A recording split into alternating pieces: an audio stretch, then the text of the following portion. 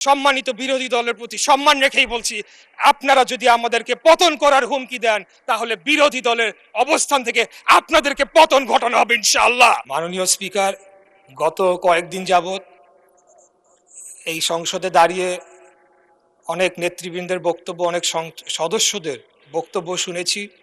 তাই ক্ষণে ক্ষণে প্রতিটি মুহূর্তে প্রত্যেকটি বক্তার পরেই আমার বক্তব্য অনেকখানি পরিবর্তন করতে হচ্ছে।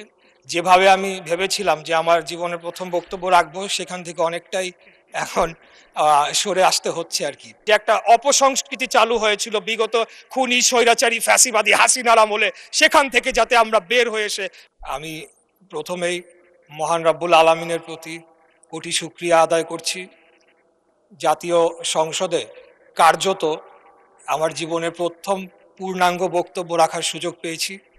আমি আমার মরহুম বাবা, একজন সাবেক সংসদ সদস্য সাদেক হোসেন খোকা, এবং আমার মাতা ইসমতারা, তাদের দোয়ায় আজকে মহান রব্বুল আলামিনের বদৌলতে আজকে আমি মহান সংসদে দাঁড়িয়ে বক্তব্য রাখার সুযোগ পেয়েছি।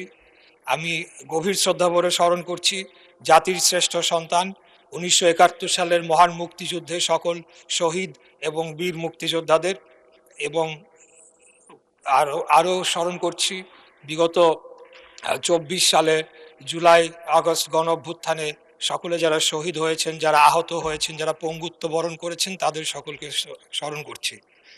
মাননীয় স্পিকার, গত কয়েকদিন যাবত এই সংসদে দাঁড়িয়ে অনেক নেতৃবৃন্দের বক্তব্য, অনেক সদস্যদের বক্তব্য শুনেছি। তাই ক্ষণে ক্ষণে প্রতিটি মুহূর্তে প্রত্যেকটি বক্তার পরেই আমার বক্তব্য অনেকখানি পরিবর্তন করতে হচ্ছে। যেভাবে আমি ভেবেছিলাম যে আমার জীবনের প্রথম বক্তব্য রাখবো, সেখান থেকে অনেকটাই এখন সরে আসতে হচ্ছে আর কি।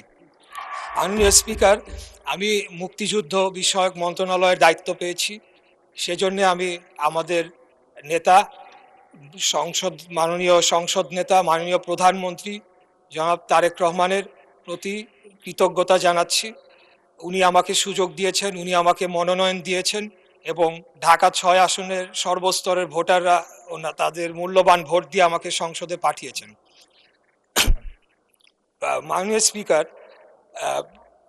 আমরা দেখেছি যে 2009 সালে একটি 1/11 ষড়যন্ত্রের মাধ্যমে যে সরকারটি এসেছিল, সেই সরকার তারা মুক্তিযুদ্ধের চেতনাকে বিক্রি করে পদে পদে তারা ফায়দা লুটেছে, জনগণের অধিকারকে হরণ করেছে, এবং 2011 সালের 30শে জুন তারা তত্ত্বাবধায়ক সরকার ব্যবস্থা অন্যায়ভাবে বাতিল করে একটি কার্যত একদলীয় শাসন ব্যবস্থার দিকে বাংলাদেশকে নিয়ে গিয়েছিল, এবং সেটিকে তারা তাদের অবৈধ ক্ষমতাকে দীর্ঘায়িত করার জন্য তারা গুম, খুন, ধর্ষণ সহ এমন কোনো অপরাধ নেই যেটি তারা করেন নাই।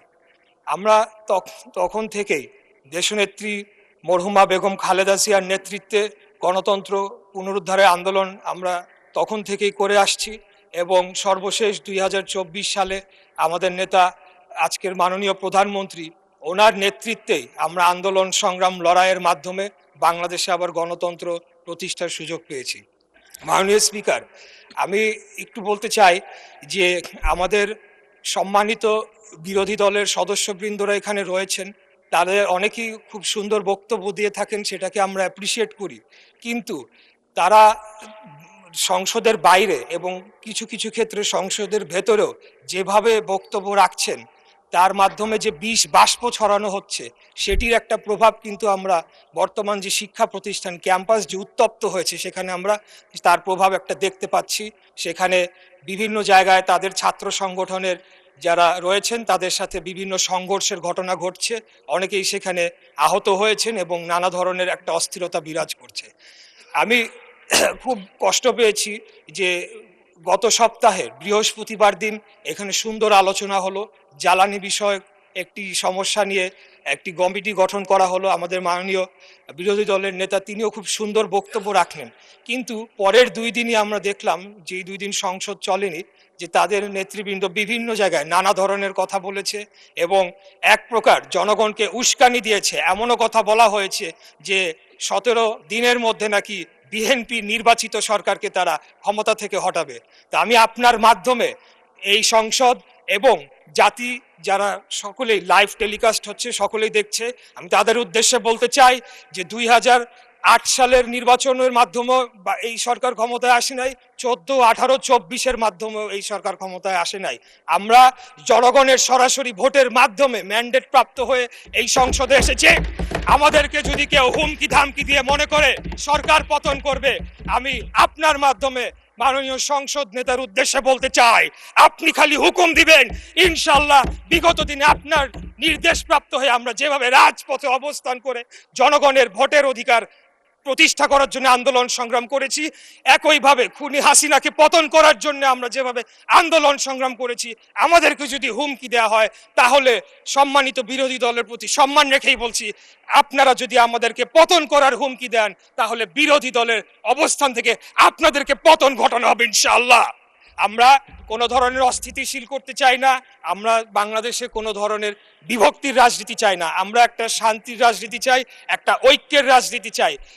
আমরা যদি বিগত 24 সালে যারা শহীদ হয়েছেন তাদের প্রতি যদি আমরা সম্মান প্রদর্শন করতে চাই তাহলে আমাদেরকে একে অপরের প্রতি সম্মান প্রদর্শন করতে হবে এবং সকলে মিলেমিশে আগামী দিনে বাংলাদেশকে পরিচালনা করতে হবে। আপনারা হয়তো ভুলে যাচ্ছে, আমাদের সম্মানিত বিরোধী দল হয়তো ভুলে যাচ্ছে, এই যে সংঘাত, এই যে একটা অস্থিতিশীল পরিবেশ তারা তৈরি করার চেষ্টা করছে, তার মধ্যে লাভবান কারা হচ্ছে মাননীয় স্পিকার? তার মাধ্যমে লাভবান একমাত্র ফ্যাসিবাদের যারা দোসর, যারা পলাতক রয়েছে তারাই লাভবান হবে। আর তারা যদি আবার কোনোভাবে বাংলাদেশে ফেরত আসে তাহলে কি অবস্থা করবে যারা তাদের বিরুদ্ধে আন্দোলন করেছে, লড়াই করেছে, সেটা আমি আপনার মাধ্যমে আমি প্রশ্ন রাখতে চাই। তাই আমি আর যেহেতু সময় সংক্ষিপ্ত, সময় বাড়ানোর আবেদনও করব না। ইনশাল্লাহ 5 বছরের জন্য নির্বাচিত হয়েছি, আরো সুযোগ পাবে কথা বলার, ইনশাল্লাহ কথা বলে যাব। তাই আপনার মাধ্যমে আমি আবারও ঐক্যের আহ্বান জানাচ্ছি, শান্তির আহ্বান জানাচ্ছি এবং পরস্পরের প্রতি একটা শ্রদ্ধার মাধ্যমে আপনারা একটা সম্মান বজায় রাখবেন এবং একে অপরকে হেয় প্রতিপন্ন করার মাধ্যমে যে একটা অপসংস্কৃতি চালু হয়েছিল বিগত খুনি স্বৈরাচারী ফ্যাসিবাদী হাসিনার আমলে, সেখান থেকে যাতে আমরা বের হয়ে এসে আগামী দিনে একটা ঐক্যের রাজনীতি প্রতিষ্ঠা করতে পারি, সেই আহ্বান জানিয়ে আমার বক্তব্য এখানে শেষ করছি।